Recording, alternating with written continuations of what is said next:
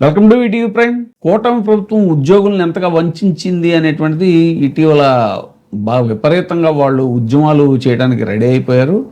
మనం బొప్పరాజు వెంకటేశ్వర్లు గారి ఆయన JAC chairman, Amaravati JAC, AP JAC chairman, ఆయనతో కూడా మనం ఆయన విషయాన్ని కూడా ఆయన ఏం చెప్పారో కూడా మనం చూడటం జరిగింది. మొత్తం మీద ఏంటంటే ఉద్యోగులు 2024లో కూటమి ప్రభుత్వం అధికారంలోకి రావడానికి విశేషంగా కృషి చేశారు. బ్యాలెట్ దగ్గర నుంచి చూసుకుంటే, పోస్టల్ బ్యాలెట్ దగ్గర నుంచి చూసుకుంటే విపరీతంగా ఉద్యోగులు ఎంత కూటమికి మద్దతు తెలిపారు. ఎందుకు అనంటే ఆయన విరివిగా హామీలు ఇచ్చారు. వాస్తవానికి జగన్మోహన్ రెడ్డి గారి టైంలో చాలా ఆయన డిఏలు 11 డిఏలు ఇచ్చారు. ఆయన వాస్తవానికి ఏ గవర్నమెంట్ అయినా కూడా వాళ్ళ టెన్యూర్లో 5 ఏళ్ళ టెన్యూర్లో 10 డిఏలు ఇస్తాయి, కానీ 11 డిఏలు ఇవ్వటం.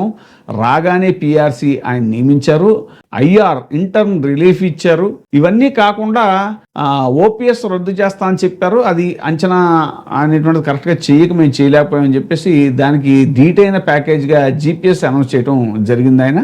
సో దాన్ని కూడా చాలామంది ఓకే బాగుంది, మంచి ప్యాకేజ్ అని మెచ్చుకున్నటువంటి పరిస్థితి. కానీ కేవలం 1వ తారీఖు జీతాలు పడలేదు అనేటువంటి కారణంతో అప్పుడు రకరకాల కరోనా లాంటి ఆర్థిక సమస్యలు కానీ, ఇంకా సంక్షేమ పథకాల విషయంలో కానీ కొంత ఆర్థిక సర్దుబాట్లు అనేటువంటివి జరగడం వల్ల అప్పుడు 1వ తారీఖు జీతాలు ఇవ్వని మాట వాస్తవమే. కానీ వాస్తవానికి ఇప్పుడు కూడా 1వ తారీఖు జీతాలు రావట్లేదు అనేటువంటిది అందరికీ తెలిసినటువంటి విషయం. మరి కేవలం ఆ ఒక్క పాయింట్ తోటే కూటమికి వాళ్ళు మద్దతు ప్రకటించారు. ఇంకేముంది, మేము వస్తే మీ హామీలన్నీ తీర్చేస్తామని చెప్పేసి చంద్రబాబు నాయుడు గారు చెప్పడం వల్ల నమ్మి వాళ్ళు మద్దతు ఇచ్చారు.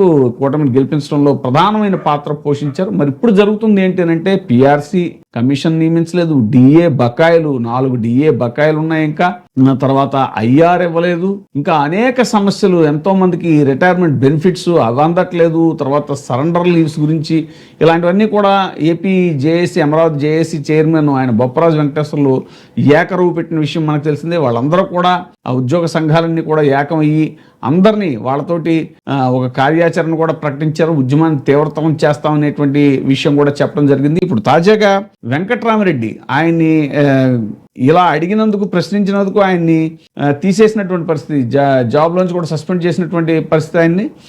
ఆయన తాజాగా మాట్లాడుతూ వారం కిందట కర్నూలులో సచివాలయ ఉద్యోగి ఆత్మహత్య, మొన్న గుంటూరులో ఉద్యోగి బ్రెయిన్ స్ట్రోక్, 2 రోజుల కిందట అనకాపల్లి జిల్లాలో పంచాయతీ కార్యదర్శి ఆత్మహత్య. ఇలా పని ఒత్తిడి భరించలేక ఉద్యోగుల ప్రాణాలు గాలిలో కలిసిపోతున్నా చంద్రబాబు నాయుడు గారి ప్రభుత్వానికి ఏమాత్రం కనికరం కలగట్లేదు అని government employees federation chairman Kakarla Venkataramareddy ఈయన కూడా ఇప్పుడు చెప్పినటువంటి పరిస్థితి. గత ప్రభుత్వం తీసుకొచ్చిన ప్రతిష్టాత్మకమైనటువంటి సచివాలయ వ్యవస్థ ప్రస్తుత ప్రభుత్వం మితిమీరిన ఒత్తిడి, వేధింపులతో ఉద్యోగుల పాలన యమపాశంగా మారుతోందని తప్పుపట్టారు. వారం రోజుల్లో జరిగిన ఈ 3 సంఘటనలు ఇందుకు నిదర్శనమని ఆదివారం ఓ ప్రకటనలో పేర్కొన్నారు. కూటమి ప్రభుత్వం వచ్చాక సచివాలయ ఉద్యోగులకు ఒక టైమింగ్ లేదు, ఒక సెలవు లేదు, ఒక పండగ లేదు అని కూడా ఆయన పేర్కొన్నారు. సచివాలయ వ్యవస్థలో ఉన్న ఖాళీలను భర్తీ చేయకపోగా సచివాలయం ఉద్యోగులకు పని లేదంటూ వేల మందిని డిప్యూటేషన్ పేరుతో బదిలీ చేసి మిగిలిన ఉద్యోగులకు ఇన్ఛార్జ్ పేరుతో పని భారం వేసింది అని పేర్కొన్నారు. దీంతో సచివాలయ ఉద్యోగులు తమ పనే కాకుండా అదనపు పనితో పాటు వాలంటీర్ల పని కూడా చేయాల్సి వస్తుంది అని చెప్పేసి పేర్కొన్నారు. నుంచి ఉంది సార్, కలెక్టర్ రిపోర్ట్ కూడా వచ్చి కూడా 8 నెలలు అయింది. నిన్న ఎందుకు చేశారంటే 2 ఏళ్ల నుంచి ప్రభుత్వం ఉద్యోగులకు ఏమీ చేయలేదనే అసంతృప్తి, ఆవేదన ప్రతి ఉద్యోగిలో ఉంది. ఇంకా ఎంతమంది చనిపోతే సీఎం స్పందిస్తారు? 100 మంది ప్రాణాలు పోయినా మీకు కనికరం కలగడం లేదా? సచివాలయ ఉద్యోగుల మీద ఎందుకు ఇంత కక్ష? మీకు ఉద్యోగులకు అనుకూలమైన పని వాతావరణం కల్పిస్తామని హామీ ఇచ్చారు కదా మీరు ఎన్నికలప్పుడు. మరి ఇదేనా అనుకూల వాతావరణం అంటే అని కూడా ఆయన ప్రశ్నించడం జరిగింది. ఉద్యోగులకు గుండెపోటు తెప్పించడమే అనుకూల పని వాతావరణమా? ఉద్యోగులు ఆత్మహత్య చేసుకునే స్థాయికి వేధించడమేనా అనుకూలమైన పని వాతావరణం అంటూ కూడా ఆయన ప్రశ్నించడం జరిగింది. ఇంక్రిమెంట్లు, ప్రమోషన్లు కూడా సక్రమంగా ఇవ్వండి. నిరంతరం ఇంటింటి సర్వేలతో పాటు యోగాంధ్ర, అక్షరాంధ్ర ఇలాంటి కార్యక్రమాలు ఇంటింటికి తిరిగి ఇది మంచి ప్రభుత్వం అని ప్రచారం చేసే కార్యక్రమాలను సచివాలయ ఉద్యోగులకు అప్పగిస్తున్న ప్రభుత్వం అన్ని పనులు ఒకేసారి చెప్పి ఒత్తిడి చేయడం ఆపాలి అని డిమాండ్ చేశారు. సచివాలయ ఉద్యోగులకు వారి జాబ్ చార్ట్ ప్రకారం పనులు అప్పగించాలని, వారికి న్యాయబద్ధంగా రావాల్సిన ఇంక్రిమెంట్లు, ప్రమోషన్లు సక్రమంగా ఇవ్వాలని కోరారు. సచివాలయ ఉద్యోగ మిత్రులారా, ఆత్మస్థైర్యం కోల్పోవద్దు, ధైర్యంగా నిలబడండి, మీకు ఆంధ్రప్రదేశ్ గవర్నమెంట్ ఎంప్లాయీస్ ఫెడరేషన్ తోడుగా ఉంటుంది అని కూడా కాకర్ల వెంకటరామరెడ్డి పేర్కొన్నారు. ఇలాగా అంటే ఒక పక్క అటు బొప్పరాజు వెంకటేశ్వర్లు గారు కానీ ఈ పక్క ఇప్పుడు కాకర్ల వెంకటరామరెడ్డి గారు కానీ వీళ్ళంతా కూడా సంఘటితంగా ఈ ఉద్యోగుల యొక్క సమస్యల మీద చాలా తీవ్రమైనటువంటి ఉద్యమం చేసేటువంటి ప్రయత్నంలో ఉన్నారు. కానీ గవర్నమెంట్ మరి భయపడట్లేదా, లేకపోతే ఏముందిలే వాళ్ళే 4 రోజులు అరిచర్చి ఊరుకుంటారు అనేటువంటి ధీమానా ఏంటో, కానీ దీని మీద అసలు ఇప్పటివరకు ఏపీ ప్రభుత్వం స్పందించినటువంటి పరిస్థితి.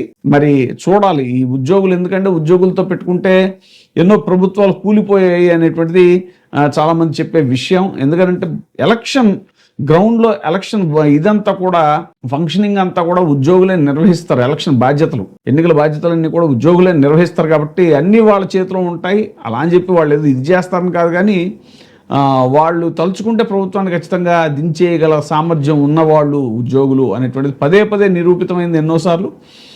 అయితే గతంలో చంద్రబాబు నాయుడు గారు కొంత ఉద్యోగస్తులకు యాంటీగా ఉన్నా కూడా 2014 ఆ టైంకి వచ్చేసరికి ఆయన 2014 ముందు చాలా కన్వీనియంట్గా అన్నీ చెప్పుకున్నారు. ఇదివరకు ఉద్యోగుల విషయంలో నేను కొంచెం కఠినంగా వ్యవహరించిన మాట వాస్తవం, కానీ ఇప్పుడు నేను ఎంప్లాయీస్ ఫ్రెండ్లీగా ఉంటాను అనేటువంటి మాట కూడా చంద్రబాబు నాయుడు గారు చెప్పటం అనేటువంటిది అప్పట్లో 2014లో కూడా ఆయన గెలుపుకు కారణమైంది. కానీ మళ్ళీ 2019కి వచ్చేసరికి మళ్ళీ ఆయన అదే హామీల అమలు, వాళ్ళకి ఇచ్చినటువంటి హామీలను గాలికి వదిలేసి వాళ్ళని మళ్ళీ హట్ చేయడం జరిగింది. మళ్ళీ ఇప్పుడు 2024లో అధికారంలోకి వచ్చిన తర్వాత కూడా అదే పద్ధతి అనుసరిస్తున్నారు. ఎంప్లాయీస్ ఫ్రెండ్లీగా ఉంటాను అని మాట ఇచ్చిన ఆయన పూర్తిగా ఎంప్లాయీస్ యొక్క సమస్యలను గాలికి వదిలేశారు అని చెప్పేసి వాళ్ళు తీవ్రంగా ఆగ్రహం వ్యక్తం చేస్తున్నారు. చూడాలి వాళ్ళ యొక్క ఉద్యమం ఏ స్థాయికి వెళుతుందో, దాని పరిణామాలు ఎలా ఉంటాయో అని వేచి చూద్దాం. ఇప్పుడే సబ్స్క్రైబ్ చేయండి, లైక్ చేయండి, షేర్ చేయండి. VTV ప్రైమ్, నీ ఉత్తమాభిరుచుల సమ్మేళనం.